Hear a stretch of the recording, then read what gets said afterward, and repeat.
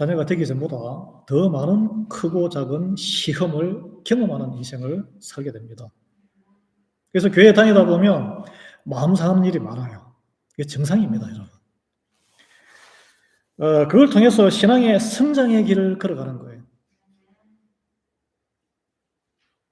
그 은과 금을 정련할 때는 계속 불로 이렇게 떼우잖아요. 그래야 부스러기가 그 찌꺼기가 다 불순물이 제거됩니다. 시험은 그런 거예요. 하나님께서는 우리 모두가 그 많은 시험을 끝까지 이겨내어서 승리하기를 원하십니다. 예수님께서도 시험을 받으셨어요. 어렵고 힘든 시험을 받으시고 다 승리하셨습니다. 우리의 시험을 다 아시는 분입니다. 성경에 보면 수많은 시험들이 나오고 그 시험에 당한 사람들 이야기가 나옵니다. 시험을 잘 이기고 통과한 사람은 믿음의 진보를 이루었고 그 대표적인 사람이 오늘 나오는 아브라함이고 또 후손인 요셉이에요. 요셉. 신약 성경에도 많이 나옵니다. 승리의 이야기가 기록되어 있습니다. 그리고 그뿐 아니라 시험에 또는 유혹에 쓰러져서 이름이 오명을 더러운 이름을 남긴 사람들의 기록도 나와요. 여러분 성경에 보면 성도에게 닥쳐오는 시험을 두 가지로 우리가 나눠볼 수 있어요. 어디에서 비롯되느냐 그러면 사탄이 던지는 시험이 있고 하나는 하나님께서 우리를 시험하시는 것이 있습니다. 자녀 입장에서 보면 똑같이 듣기 싫은 말을 듣는데 인생을 살면서 누구에게 조언을 듣거나 안 좋은 소리 들을 때 똑같이 듣기 싫은 말 듣는데 하나는 나를 망가뜨리기 위해서 듣는 그런 핀잔이 있고 하나는 정말 귀에는 듣기 싫지만 잘 되라고 훈육을 하는 이게 다르게 나뉩니다. 마찬가지로 사탄이 겉모습 우리가 느끼기에는 시험이 같아 보이지만 목적이 다른 거예요. 사탄은 우리를 망가뜨리기 위해서 이렇게 덫을 놓고 엎어지게 하기 위한 목적이고 하나님께서는 우리를 믿음을 업그레이드 시키기 위해서 훈련을 시키는 거예요. 믿음과 인격을 키우기 위해서 하는 것입니다. 오늘 아브라함이 만난 시험이 하나님의 시험입니다. 그래서 믿음이 성장하면 이런 시험이 닥치면 무슨 시험이든지 내가 성장할 기회구나. 그래서 사도 바울은 기뻐하라 그랬어요. 야고보 사도도 기뻐하라.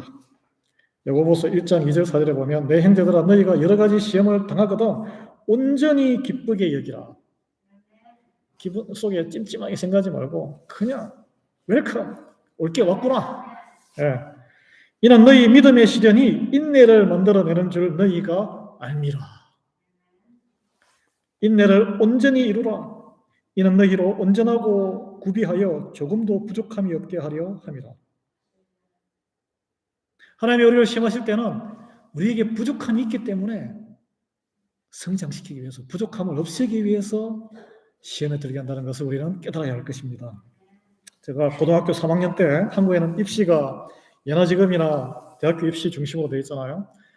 고등학교 3학년 올라가니까 매달 원래고사 전과목을 시험을 보는 거예요. 모의고사를. 1학기 때는 그랬는데 2학기 가니까 월요일마다 매주 전과목 시험을 봤어요. 매주? 시험을 왜 이렇게 자주 봐? 이제 여행 연습을 시키는 거죠. 그래서 그거 보면은 틀렸던 걸 또 틀리고 또 틀리고 그런 문제. 틀린 문제를 계속 집중해서 내가 뭘 모르는구나. 부족한 걸 채우고 선생님이 학생들에게 약한 부분을 보충하도록 했습니다. 하나님도 마찬가지라는 거예요. 우리가 여러분 그렇죠. 계속 반복해서 실수하고 반복해서 잘못을 저지르고 죄를 저지르는 게 있습니다. 사람마다 다 달라요. 끊임없이 시험을 치르게 해서 인내를 기르고 그리고 작은 승리를 경험하게 합니다. 여러분 그런 경험 다 있으시죠? 그걸 탁 이겨낼 때 그걸 뛰어넘는 브레이크트로 하는 거예요. 믿음의 성장을 이루게 인도하시는 분입니다. 오늘 본문에 보면 아브라함은 굉장히 큰 시험을 만났어요. 아들 이삭을 번제하는 불에 태워서 제사를 드리라는 거예요. 이거는 하나님의 자녀들에게 시키지 않는 것입니다. 이방인들이 흔히 행하던 그 당시의 풍습이에요. 청천벽력과 같은 명령. 이게 하나님의 명령이 맞나? 충분히 의심할 수도 있는 그런 말씀을 들었어요. 이삭이 누굽니까? 다 이제 자녀를 낳을 수 있는 나이가 지난 100살이 된 사라는 90이 돼서 낳은 약속의 아들이고 하나님의 기적의 약속의 결과입니다. 그런데 그 아들을 허망하게 불을 태워서 제사의 제물로 하나님이 왜 이러시지? 왜 그러실까요? 하나님 이토록 잔인하신 분인가요? 여러분, 우리에게 그런 마음이 있으면 어떤 마음이 들겠습니까? 아들을 주실 때는 언제고, 내가 무자식이었지만 그렇게 자식을 원한 것도 아니고 그냥 충실한 하인에게 재산을 물려주려고 했는데 굳이 약속하셔가지고 본부인에게, 그 늙은 본부인에게 임신시켜서 아들을 놓게 하시더니 이제는 뺏어가겠다니. 하나님 어떤 분인지 이해도 안 되고 불신과 원망이 생기지 않겠습니까? 오늘 본문에 보면은 그 일 후에라고 이렇게 시작하는데 여기에 그 일이 뭐냐면 아브라함이 이방의 땅에 살면서 굉장히 안전 문제에 시달렸어요. 홀로 외롭게 사니. 우리도 그렇잖아요. 이민자 생활하면서 뭐 이게 울타리가 없습니다. 교회가 큰 울타리가 되죠. 재산을 옛날에 더 심했어요. 재산 있으면 뺏기기도 하고 생명도 뺏기고 부인이 예쁘면 부인을 뺏어가기도 하고. 그런데 그 일이라는 것은 그 지역의 가장 강력한 왕 아비멜렉으로부터 인정을 받았어요. 아브라함, 당신은 하나님이 함께하는 사람이야. 당신의 하나님은 정말 위대하고 능력 있는 분이에요. 당신을 존중합니다. 평화 조약을 체결했습니다. 그래서 더 이상 이제 안전 문제가 걱정이 다 사라진 상태였어요. 그게 그 일입니다. 그 전에 이 아비멜렉이 두려워서 또 옛날에 그 기근이 들었을 때 애굽으로 피난 갔을 때 자기 아내를 누이라고 속였잖아요. 아비멜렉에게도 똑같은 일을 했습니다. 똑같은 실수를, 그런 사기 행각을 해서 하나님의 은혜로 겨우 살아났어요. 그 뒤에 과정 가운데 아비멜렉과 이런 평화협정을 맺게 된 것이죠. 또 그 와중에 자녀가 안 태어나니까 여종 하갈을 통해서 이스마엘이 태어나지 않았습니까? 이스마엘이 자라고 그 뒤에 한 10몇 살 차이 나는 이삭이 태어나니까 막 어린애를 이제 서자 출신이 적통을 이제 막 박대하는 거죠. 그래서 집안에 분란이 일어나서 이스마엘을 이제 집 밖으로 한 살림 챙겨주고 다 독립시켰습니다. 이 말은 무슨 말입니까? 재산 상속 분쟁 요소도 다 해결이 된 상태예요. 이 큰 재산을 불러일으켰잖아요. 아브라함이. 재산 분쟁, 이제 후계자도 다 정리가 되고, 그 다음에 불안했던 그 가정의 그 시큐리티 문제, 보안 문제도 해결이 되고, 그리고 이제 이삭도 약속의 아들도 무럭무럭 자라고 있고, 이제 한 12살 뭐 이렇게 소년이 되었겠죠. 여러분, 이걸 보면은 하나님께서 약속하신 말씀이 거의 다 이루어진 상태처럼 보여요. 큰 부자가 되었죠. 그 다음에 안전 확보되고 명예를, 하나님이 함께하는 사람이구나, 존귀함을 얻었어요. 그 지역 사회에서. 그리고 후손의 번성의 물줄기가 이삭을 통해서 트이게 되었습니다. 여러분, 이 세 가지 물질적인 축복, 아무것도 없이 왔다가 미국에 와서 큰 부자가 됐어요. 예를 들어서. 그리고 또 명예도 얻었어요. 하나님이 함께 하시는 분이구나, 이런 신실하신 분이구나 평판도 얻었어요. 그리고 자녀도 얻었어요. 이 세 가지 축복 가운데 무엇이 굳이 꽂으라면 가장 소중하겠습니까? 자녀겠죠, 자녀. 아무리 돈이 많고 아무리 명예 많으면 뭐예요? 물려줄 사람이 없으면.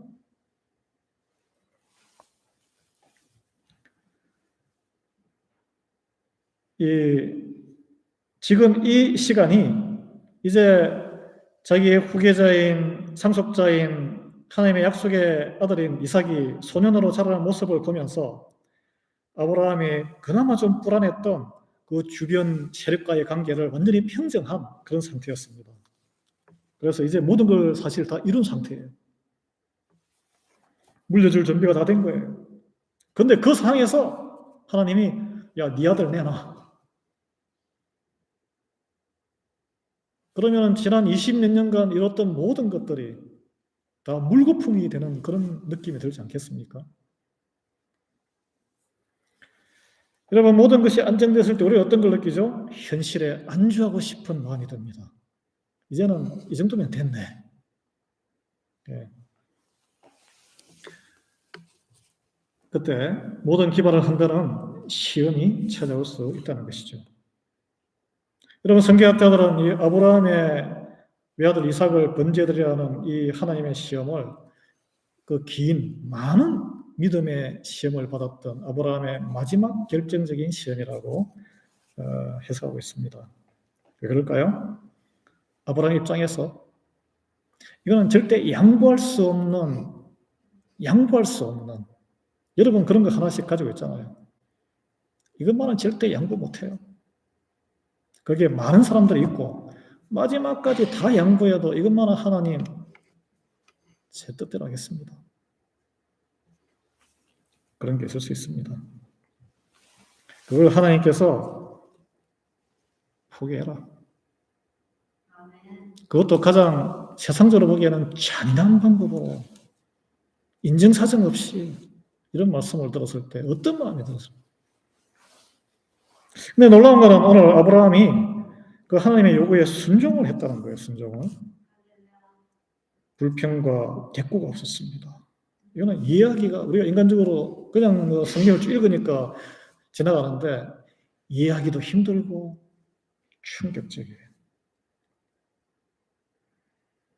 아브라함보다 훨씬 하나님을 더 많이 알고 지식적으로 신실했던 성경의 주인공. 여러분 요나스죠. 요나는 굉장히 하나님께 충실했던 사람입니다. 그런데 하나님의 말씀이 아수르의 수도 니느베 사람들 가서 회개하라고 외치고 촉구하라는 그 명령을 받았는데 어떻게 했습니까? 완전히 도망갔어요. 배 타고 뭐 다시스로 그 땅 끝으로 지금 말하면은 뭐 아마존 밀림까지 사람이 못 찾는 곳으로 도망을 쳤다는 거예요. 그건 알았어요. 하나님이 뜻하신 바는 선하신 것이고 하나님은 뜻하신 바를 반드시 이루시는 분이시라는 것을 알고 있음에도 불구하고 저는 싫습니다. 왜냐? 우리의 철천지 원수 아수르 왜 하나님의 은혜를 입어서 용서를 받게 해요? 그런 일이 벌어지더라도 나를 통해서 하기는 싫다는 거예요. 근데 여러분, 아브라함 자기 인생의 존재 이유의 아들을 네 손으로 처리해. 그 말을 듣고 피하지도 않고 도망치지도 않았습니다. 오늘 이 본문에 보면 하나님이 아브라함아, 그러니까 이게 중요한데 어떻게 대답했어요? 내가 여기 있나이다. Here I am. 즉각 대답했습니다. 즉각. 여러분 이 영어로 Here I am 이게 굉장히 중요해요. 이 믿음의 기본의 시작이에요. 하나님이 아브라함을 부르는데 저 지금 바빠요. 조금만 기다리세요. 몸이 안 좋아요. 좀 이따 대화하면 안 될까요? 이렇게 하지 않았다는 거예요. 그럼 한번 연습해 보겠습니다. 영어로 해볼까요? Here I am. 여기 있습니다. 제가 여기 있습니다. 이 말은 말씀하십시오. 제가 듣고 행하겠습니다. 저는 무슨 말씀이든지 하나님 앞에 준비가 되어 있습니다.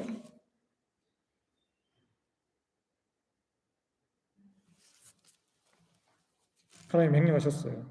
여호와께서 이르시되 내 아들, 내 사랑하는 독자 이삭을 데리고 모리아 땅으로 가서 내가 내게 일러준 산 거기서 그를 번제로 드리라. 번제, 불에 태워드리라 예배를 드리라. 라는 명령이에요. 구체적인 장소를 명시했어요. 네 마음대로 네가 알아서 예배드리는 것도 아니야. 모리아 땅 거기에 구체적인 일려준 산에 가서 드려. 그리고 제사 드리는 예배 드리는 방법 네 원하는 대로 드리지 말고 내가 시키는 대로 해라. 불에 태워 올리는 번제입니다. 이해가 안 돼요. 뭐 양이나 태워서 드렸지. 사람을 태워서 아이를 태워서 죽이는 그거는 그 당시에 굉장히 횡행했던 이방인들의 히타이트족, 헷족들의 풍속이었습니다. 그리고 구체적으로 어떤 제물을 드려야 할지도 말씀하셨어요.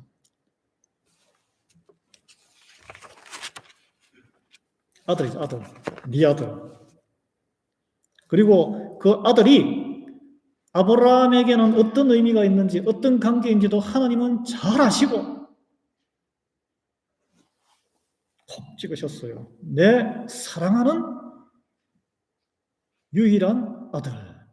뭐 육신의 아들은 따로 또 한 명 더 있지만 관계는 너와 사랑하는 내 목숨을 주어도 아깝지 않은 내 아들.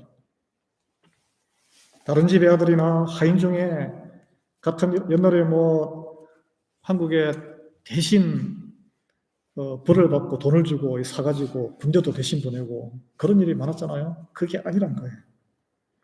너의 사랑하는 외아들을 제물로 드리라. 이 잔인하고 고통스러운 예배 중에도 그냥 뭐 목욕 재개하고 머리 깎고 이렇게 예배 드리는 게 아니고 불에 태워서 죽여 예배 드려. 이 너무 끔찍한 이야기. 저는 이런 걸 어린 자녀들에게 어떻게 성경을 가르쳐야 할지 이 국면에서 굉장히 고민이 돼요. 너무 전해한 요구예요. 그래서 여러분, 하나님께서는 우리가 알듯이 저와 여러분의 모든 인류의 죄를 갚으시기 위해서 누가 갚지 않으면 죄값을 치러야 되니까 외아들 나사렛 예수를 어떻게 죽이셨어요? 그 당시에 지금도 가장 고통스럽고 가장 비참하고 가장 창피한 그것도 흉악범, 잡범들하고 같이 나란히 십자가에 매달려 죽게 하신 분이에요. 아브라함이 왜 그렇습니까, 하나님? 왜 하나님께서 주신 아들인데 제가 100살 되어서 겨우 낳은 기적의 아들, 약속의 아들을 왜 또 하필 가장 끔찍한 번제로 죽이시라고 하십니까? 묻지 않았습니다. 예수님께서도 땀이 피가 되도록 기도를 하셨지만 아유 왜 하필 창피하고도 잔인한 십자가를 선택하십니까? 그냥 단두대로 탁 죽는 방법을 주시지. 그렇게 하나님께 대묻지 않았어요. 여러분 아브라함이 그날 밤에 어떤 생각을 했을까요? 밤에 잠을 잘 수 있었을까요? 여러분 같으면 밤에 잠을 잘 수 있겠습니까? 성경에는 그 설명이 안 나오는데 본문에 보면 3절에 아브라함이 아침에 일찍이 일어났다 그랬어요. 새벽에 일찍은 문동이 트기 전에 저는 아무리 생각해봐도 밤을 샜을 것 같아요. 믿음이 아무리 좋은 사람이라도 이런 상황에서는 잠을 못 잡니다. 네. 여러분 가운데 요즘 이렇게 기후 변화가 있어서 밤에 잠이 안 오거나 새벽에 일찍 잠을 깨는 분이 있을 거예요. 성도를 하나님 사랑하시는 자들은 잠을 주신다고 했는데 잠을 깨우는 이유는 기도하라고 잠을 깨우는 것입니다. 누군가 그 시간에 간절히 우리의 기도가 필요한 우리 교우나 성도가 있기 때문에 깨우는 거예요. 저희도 그런 경험이 있습니다. 토요일 날 밤에 왠지 밤에 잠이 안 왔어요. 그날은. 그래서 그 다음날 예배를 가야 되는데 2시, 3시까지 잠을 못 자는데 2시에 카톡 메시지가 딱 목회자 전체 단톡방에 담임 목사님이 심장 정지로 이물전시에 가 있다. 저는 바로 갈 수 있었죠. 그 현장에.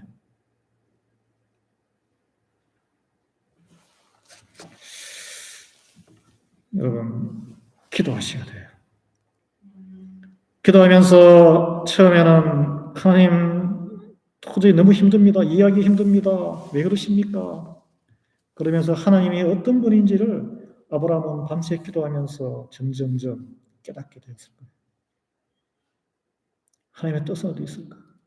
내가 하나님 나를 갈대아 고향에서 불러냈을 때 그 순간부터 지금까지 순간순간 어려운 과정에 하나님과 자기가 아브라함을 찾아와서 만나고 하나님이 하셨던 모든 일들, 그 밤에 몇 시간 동안 생각을 하고 믿음을 회복했을 것입니다. 대기근으로 굶어 죽었을 때 그 위기, 애굽에 가서 죽을까봐 아내를 여동생이라고 속였지만 그걸 다 봉합하고 더 큰 재산을 이루고 빈손으로 갔는데 큰 목축의 주인이 되고 소돔과 고모라가 심판받은 그 사건, 그리고 절대 인간적으로 믿지 못했는데 말씀대로 아들을 25년 만에 백세가 돼서 낳게 해준 그 사건. 여러분의 모든 가정에 하나님의 약속의 말씀은 반드시 이루어진다는 것을 어떻게 깨닫습니까? 기도할 때 깨달아요. 말씀으로 기도할 때. 왜냐하면 아브라함 시대에는 성경책이 없었죠. 하나님이 직접 계시하시니까. 지금은 우리가 말씀을 볼 때 그 말씀에 나타난 이미 주신 하나님의 말씀을 보고 우리는 깨달을 수 있습니다. 그래서 지금 내가 내된 것은 오직 하나님의 은혜의 결과임을 알게 되는 거예요. 네. 여러분, 우리 감당하기 힘든 시험과 어려움 닥쳐옵니다. 어려움이 없는 인생이 어디 있어요? 밤에 잠 못 잘 때 많습니다. 잠이 옵니까? 잠이 안 오면 어떻게 해요? 말씀 펼치시고 기도하셔야 돼요. 하나님의 선하심과 신실하심을 깨닫게 될 것입니다.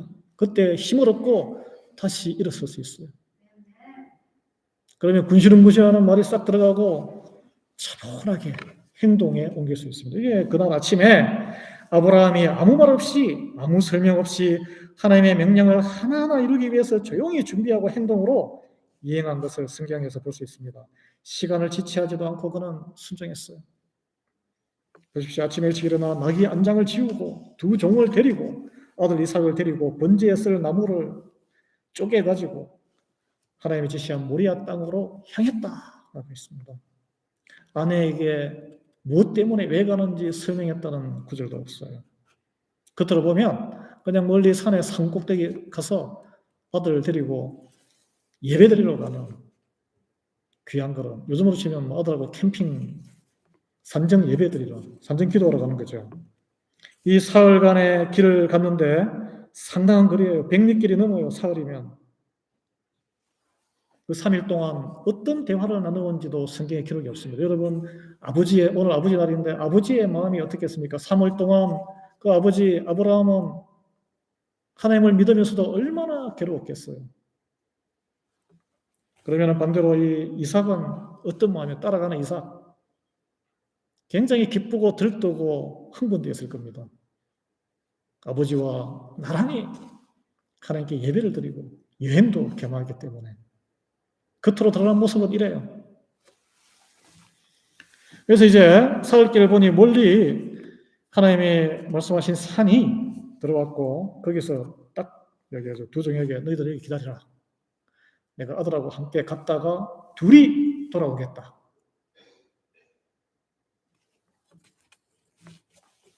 그리고 이 나무 짐을 아들에게 지웁니다. 자기 몸을 태워서 죽일 그 짐을, 나무를, 장작을 지고 올라가는 거예요. 이것이 십자가를 지고 골고다 언덕에 못 박히기 위해서 지고 가는 예수님의 모습과 똑같은 거예요. 네. 차이는 예수님은 아시고 가시는 거고 이삭은 모르고 가는 거죠. 그렇지만 아브라함은 알아. 네. 이 와중에 특이한 대화가 나오는데 이삭이 좀 이상하지 않겠어요? 재물이 없이 양을 안 데려가니까 이렇게 먼저 부릅니다. 7절에 내 아버지여 하니 그가 이르되 내 아들아 내가 여기 있노라. 이 얼마나 다정한 대화입니까? 아버지 하니까 나 여기 있어. 걱정하지 마. 저는 이 대화가 우리가 하나님을 부르는 그런 대화가 되었으면 좋겠어요. 궁금한 게 있을 때 이해가 안 될 때 하나님에게 물어보십시오. 하나님 아버지, 물어보세요. 그러면 하나님께서 내 딸아, 내 아들아, 내가 여기 있다. 네 옆에 있으니까 걱정하지 말고 너와 함께 하니까 마음 놔. 이삭이 물어보는데 불과 나무는 있지만 번제할 어린 양이 어디 있습니까? 당연한 질문 아니겠습니까? 곤란한 질문이에요. 근데 아브라함이 아주 놀라운 대답을 합니다. 8절에 내 아들아 번제할 어린 양은 하나님이 자기를 위하여 친히 준비하시리라. 세상적으로 보면 이건 거짓말이에요. 아들아, 번제할 어린 양은 바로 너야. 이게 세상적인 정직함이에요. 하나님이 자기를 위하여 친히 준비하시리라. 어떻게 이런 대답이 아브라함에게서 나올 수 있었습니까? 아브라함이 사기꾼이기 때문에 그렇습니까? 아니에요.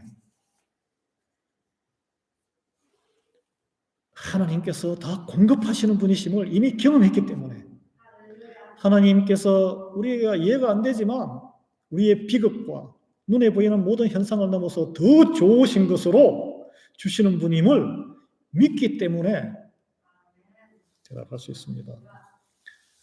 하나님께 온전히 의지하면 하나님이 하나님의 이름을 위해서 준비하시고 이루시는 분이십니다. 그래서 성경에 나오는 많은 기도문은 하나님의 이름이 하나님을 믿지 아니하는 사람들에게 모욕을 받지 않도록 해 주시옵소서.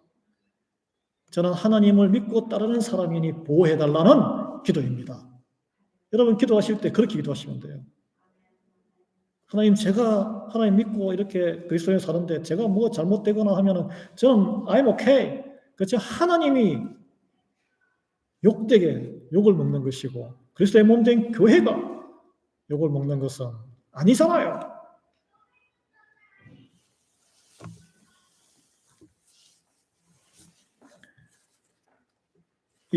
이제 가서 제단을 쌓고 나무를 벌려놓고 이삭이를 묶고 나무 위에 올려놓기까지 했는데 여러분 여기 보면 이삭이 발버둥을 치거나 아버지에게 반항하고 탈출하거나 그런 시도 전혀 없습니다.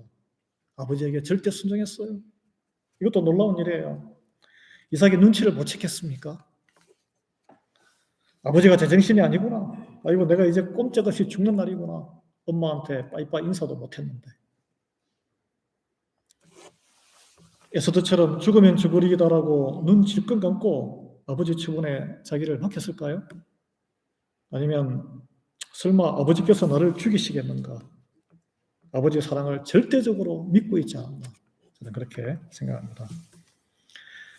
이유는 모르지만 아버지의 모든 뜻과 행동에 온전히 의탁했습니다.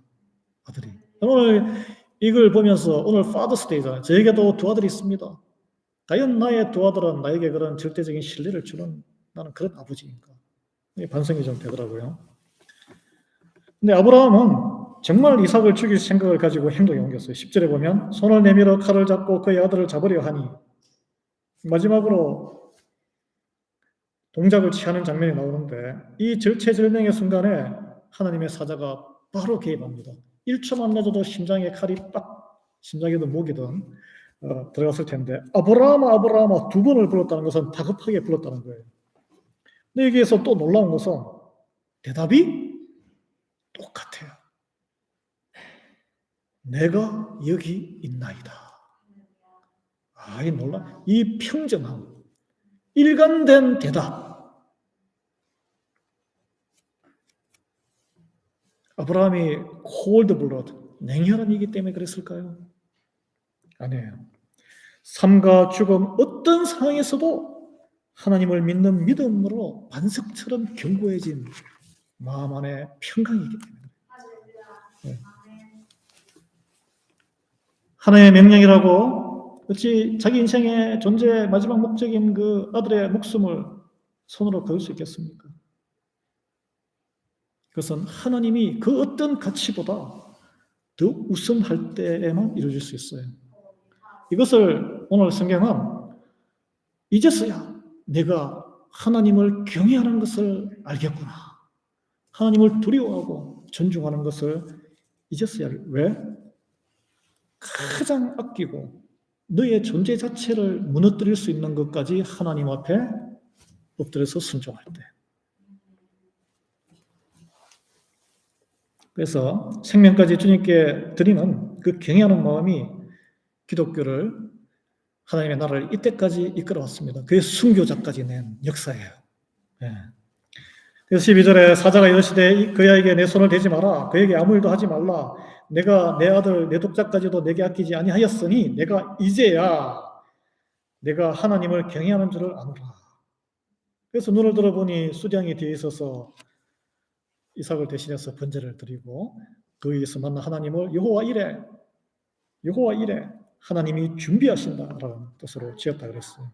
여러분, 우리가 하나님의 명령에 순종해서 하나님을 따라가면은 우리가 준비할 필요 없이 하나님께서 다 보내시고 준비하시는 줄 믿으시기 바랍니다.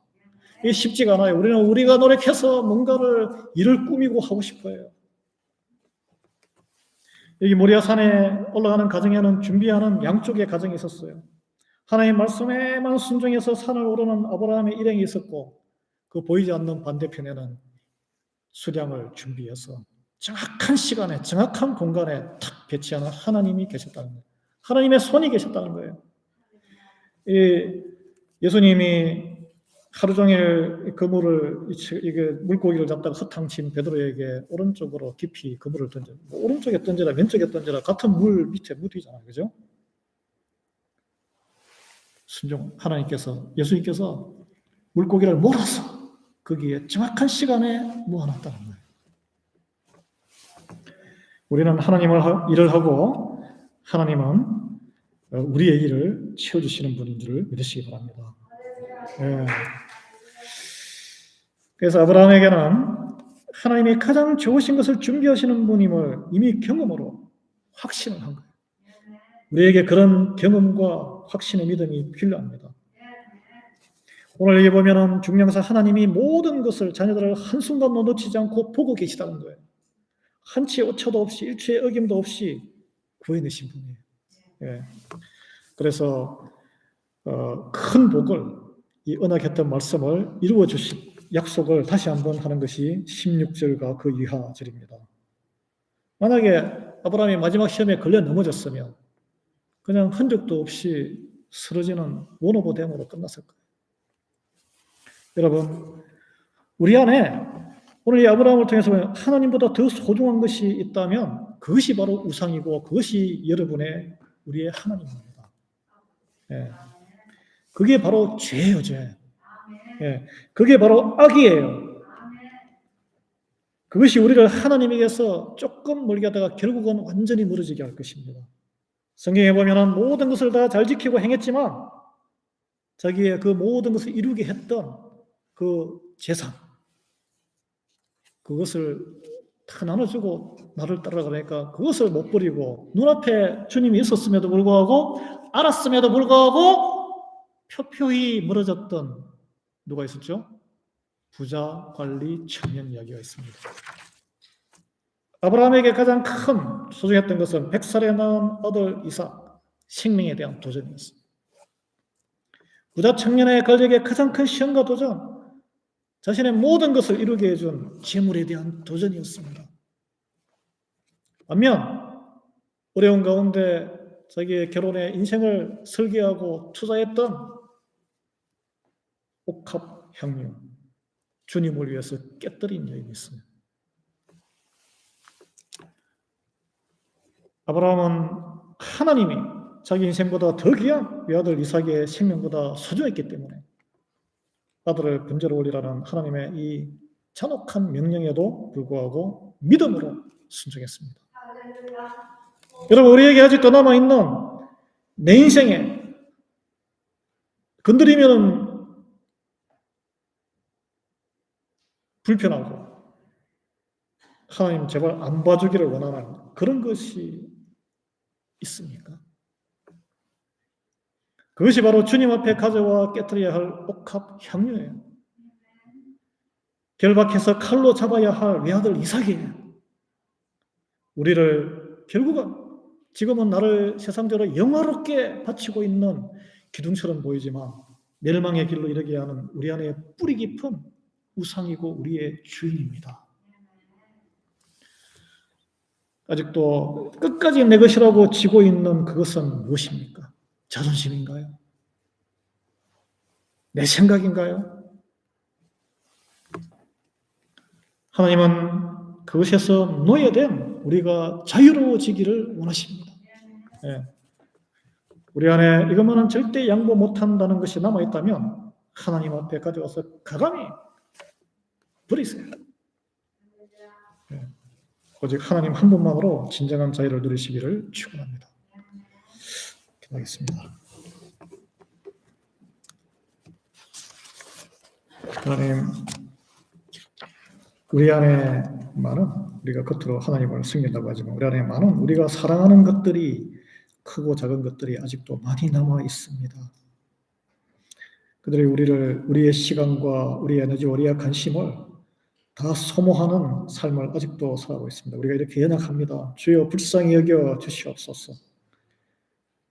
우리가 아브라함처럼 마지막 내 인생의 가장 소중한 이삭까지 하나님 앞에 드리지 못할지라도 크고 작은 시험을 넘고 넘어서 하나님 앞에 온전하게 구비될 때까지 하나님 바라보며 이번 주간도 승리할 수 있도록 성령님 함께해 주시기를 간구드리며 예수 그리스도의 이름으로 기도합니다.